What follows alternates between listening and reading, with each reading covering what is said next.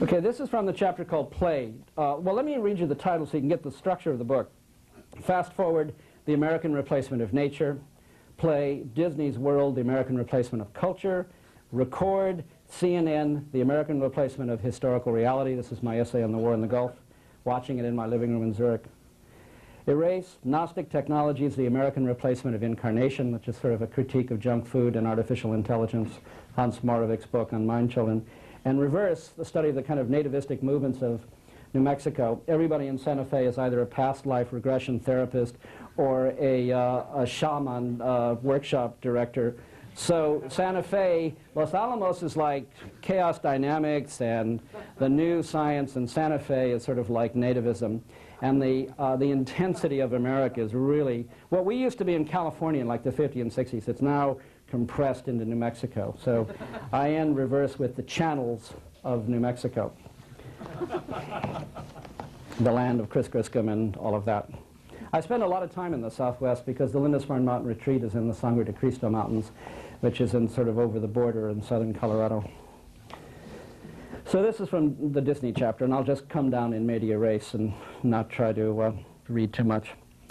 Drama, presented in the open space of the Greek theater, was a popular art form that brought the community together in the face-to-face manner that contributed to the open space of direct democracy in the Greek polis. In the shift from direct democracy to representational democracy, the printed book became an embodiment of thought for the physically absent author. And so the popular art form of the printed book and the pamphlet re-presented ideas and contributed to the public space of the political philosophies of the Enlightenment. Television, however, now brings forth this new kind of public space, and it calls into being this new world, not of the educated citizenry in a republic, but of the electro-peasantry in the state of entertainment. Recall how people stopped singing in pubs when they brought in the TV set, and you will appreciate the new passivity in which people stop voting for their representatives as TV takes over the electoral campaigns. Kindergarten teachers tell me that children no longer sing spontaneously, for they know that songs are what the famous sing on MTV. They hope someday to grow up to become Pepsi's Madonna, but in the meantime, the only songs for which they know the words are commercials. It is not all that far from a televised song to a televised election. The cultural implications of Epcot are that this non-community is a real polity, one that actually performs the transition from plutocracy to mediocrity, with an O. A society of the mediocre bonded together by the entertainment media. This new polity is one in which democracy, in quotes, becomes an artifact, an antique culture, in quotes, within a new society, not one of representation in a literate republic, but of fantasy participation in the electronic state. The citizen votes for someone who expresses his or her philosophy and represents it in Congress. The electro-peasant votes for someone he or she likes. It is not a question of mental reflection, but magical participation. Bush runs for president figured against a giant American flag, and Dukakis puts on a helmet and takes a ride in a tank. The technicians who demand that these photo opportunities be produced for public consumption are members of the same profession that created the American adventure at Epcot. Outside this pavilion, by the shore of the artificial lagoon, an African ensemble performs tribal music and dance. But a few yards away, closer to the entrance, a Dixieland band loudly drowns them out. America has never been very good at hearing the third world, and although it enjoys ethnicity in restaurants, it tends to transform disturbingly complex black jazz into fun-loving white Dixieland music. Inside the pavilion, this system of taming the wild is carried further as that dirty old man, Benjamin Franklin, and that sarcastic old bastard, Mark Twain, are turned into ushers for a ritual in the civic religion of Disneyism. Franklin and Twain introduce us to another movie set experience of the spatialization of time, as all the presidents of American history are brought to life on stage in an audio animatronics display in the Hall of Presidents. The only other place in which they all could be together is heaven. So it is possible that some people do get a little disoriented in the dark of the theater.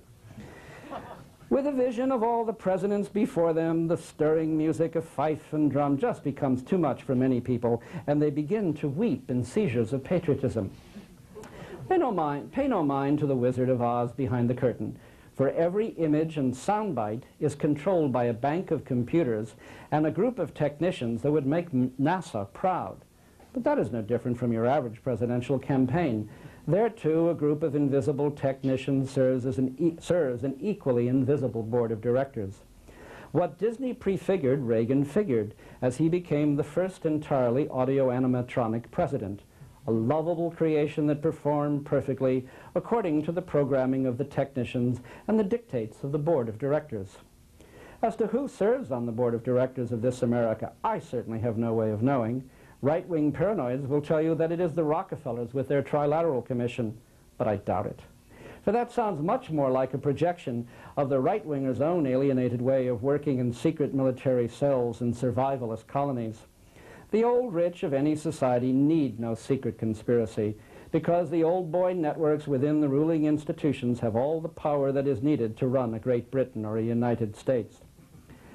A presidential campaign, exactly like the Olympics, which also come every fourth year, is an electronic spectator sport. It is a spectacle for professionals who have trained themselves for this world of celebrity performances, of smiles, sound bites without substance or controversy, and stirring images. In this world of emotional signaling, it is more important to protect the flag than civil liberties. The flag is not a symbol of a revolution fought to achieve civil liberties from kings and cardinals. It is a symbol not of individuation, but collectivization, of the electro-peasant's bond to the body politic. If the flag is burned, then he or she is burned. Rational citizens, as children of the Enlightenment, will burn the flag to make a statement about constitutional rights. But electro-peasants will ignite in rage at their own disfigurement. The entertainment industry's reconstruction of American history and the American adventure is, when all is said and done, a dutiful exercise. After all, if history is not a text any longer, then history for the state of entertainment is motion picture history. Memories are not of historical events, they are recollections of past movies. Recall that President Reagan wept on several occasions on recalling his old World War II days. And remember that he was not recalling his own experiences of historical events, such as Omaha Beach or Iwo Jima. He was remembering the old war movies he had seen or played in. If you can understand the sensibility of President Reagan, then you can enter into this new kind of political virtual reality to appreciate why the designers of MGM Studios' theme park would try to recapture, quote, major moments in motion picture history, and why Cable News Network presents the Hollywood Minute and This Week in Showbiz. For the historyless people of this post-literate generation, it makes no sense to take them through the American adventure, for these people have not read Benjamin Franklin or Mark Twain.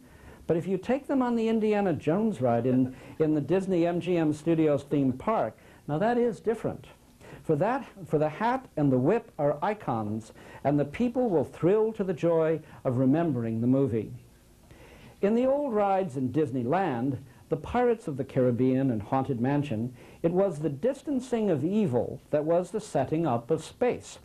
Safe in one's bark, one could glide by the scenes of the pirates burning the town and carrying off the women. In the new Disney MGM Studios theme park near Disney World, the structure is the setting up of time as a manufactured horizon, a fake artifact of the past, not a personal past or a national history, but a memory of a movie you have seen. It used to be, you've read the book, now thrill to the movie. Now it is, you've seen the movie, now thrill to the ride. Lucas and Spielberg are men of my generation, of the 50s in L.A.